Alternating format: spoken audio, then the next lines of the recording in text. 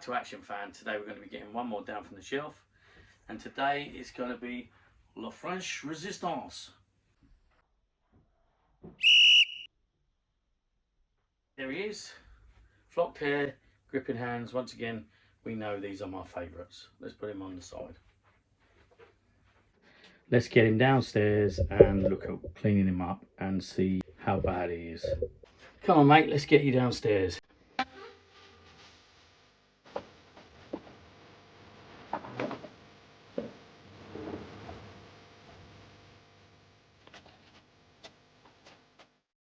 Right, here we are downstairs. Let's have a little look at this guy. First off, let's clean some of the dust off of him. I'll bring him close so you can have a good look. See the dust? In a pretty sorry state. I don't think there's a lot of fading, so we might be okay. Right, there's a nice close-up of him. Dusty down there. The jeans look fine, not faded. Maybe some fading across the top here. Might be a bit of dust as well. But obviously his beret is really dusty. But the Action Man himself looks like he's in really good condition. Oh, look, just noticed that the beret has left 2 black marks on his head. And I know from experience that'll be a real problem to get off of there. Not a big problem for display purposes, but we'll endeavour to try and remove that. Right, before we go any further, let's get the dust off this guy. And let's start with the beret, very dusty. Also, we've got the radio here. See closely there, it's actually broken off and I've just wrapped it round for now. I'll repair that with some tape and do that properly. I bet a lot of these are broken. Let's get the dust off that.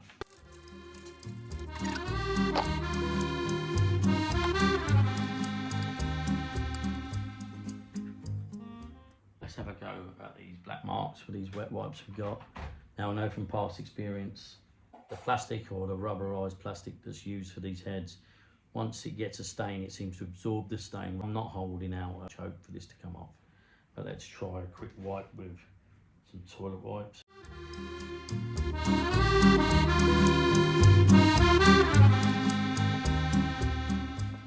So there he is so far.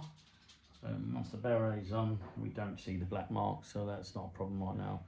We can endeavour to either remove the marks if that's possible, or at a later date get a new head. Well, let's have a quick read about this guy. French Resistance fighter.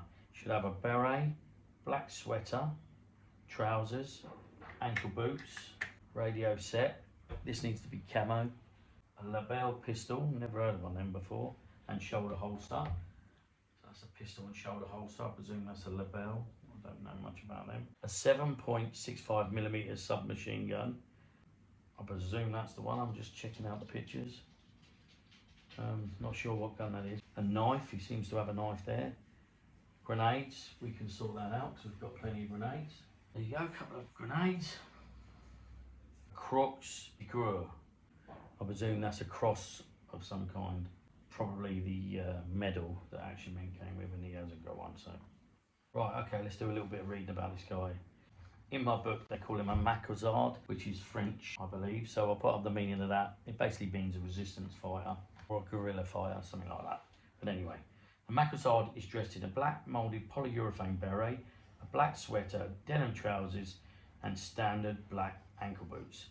He is armed with a MAS 38 7.65mm submachine gun. There you go, so we found out what it is. The basic Action Man, action soldier figure from 1966 could be accessorised with one of these popular uniforms from the range entitled Soldiers of the Century that first appeared in 1967 and appeared in the 1968 equipment manual. They included the British infantryman, the German stormtrooper, the Russian infantryman, Australian jungle fighter, the French resistance fighter, and the American Green Beret. I haven't got the Green Beret. Really would like that one. All sets were available in one complete set or on a 2 half card, which, when I think about it, the half card was a great idea for kids with pocket money. Instead of having to save up and buy the whole kit, you could buy half the uniform, and then, as I believe it was the clothes in one and the equipment in another card, so they were called half cards. Also included with the set was the intelligence manual, which I haven't got, showing line drawings of all the soldiers. their equipment and brief summary of their exploits. The range was renamed in 1973 as Soldiers of the World. Right, okay, in the pictures that I'm looking at, he's got hard hands and he has painted hair. I'm just showing you a knife. I might be wrong, but it looks like a bayonet knife, which is something they would have just used anything they found, wouldn't they? As resistance fighters, they would have been relying on equipment that was available or what they found on the farms, because a lot of these resistance guys were farmers, they just wanted their country back. Right, so this guy seems to have everything, so there ain't really a lot we can say. He's in great condition apart from the marks on his head. Original hands still, which is great. Slight damage to the radio. A lot of these are damaged and I bet they're quite difficult to find not damaged. I will fix that. Yeah, we've got to look for the camo one. In one of my pictures, it's got a detonator, and I might add some detonator and some dynamite to this guy, because that might be something blowing up a train line to stop the Germans from advancing. That's the kind of thing this guy was getting up to. Right, there's a slight bit of damage to the machine gun. I believe there's supposed to be a clip on there. There's supposed to be a piece of plastic inside, maybe. I'm not sure, but obviously it's broken. It's been attached like that. Again, that's something we need to work on and repair. Right, I've just undone the knot and it actually looks a little bit better like that already. So it's not such a big deal. That's a lot better looking already. Okay, excuse the noise of the rain because we're in the conservatory. What I'm doing when I'm only doing the one action man now, as we're getting less action man, is I'm throwing in a little bonus action man. On the side I'm working on uniforms, and until they're complete they're down here with me. But this is something I wanted to show you guys. This is, I'm sure you all recognise him as an underwater assault. Like we all know, the wetsuits perish on the action men, so look back in my SAS videos, you'll see I use these wetsuits. Now these, I believe they come from China, they're on eBay, about £12, slightly too short in the arms, and what I do is I put some elastic to keep them on, and that's something I'll do later date. Right, so this is how far I've got with this guy, the underwater assault. This is a different scabbard here, but I just need the knife and scabbard, which we know is red. Put a picture of that up here. He needs the front pack that goes on here, which interestingly enough, I've realised, the same as the SAS parachute attack, except for this one's white to match his oxygen supply, and the SS one's black. So I need the front part of the pack, and I need the tube. So that's him for now. We'll come back to him in a later episode. So all that's left to say is French resistance, get in the cupboard. Right, here we are upstairs. He's ready to go in the cupboard. We'll just decide where we're going to put him. Oh my God, wait. Where's my action? What's going on?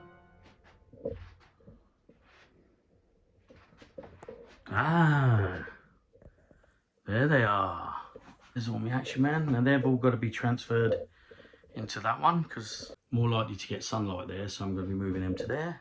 So that will be spare. That will be a spare cupboard, as well as we have this cupboard. There's a couple of action men in here, and this guy's the sailor that I'll put in a nautical theme cupboard.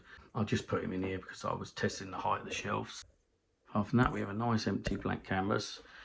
I will be transferring them all in there. You won't want to watch me do that. That will take forever. And we'll be deciding which ones live in there and which ones are going to live in there.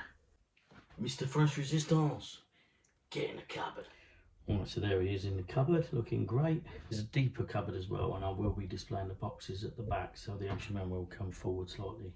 That's another exciting episode of Off the Shelf, brought to you by Action Fan, and I'll see you in the next episode. Please like and subscribe.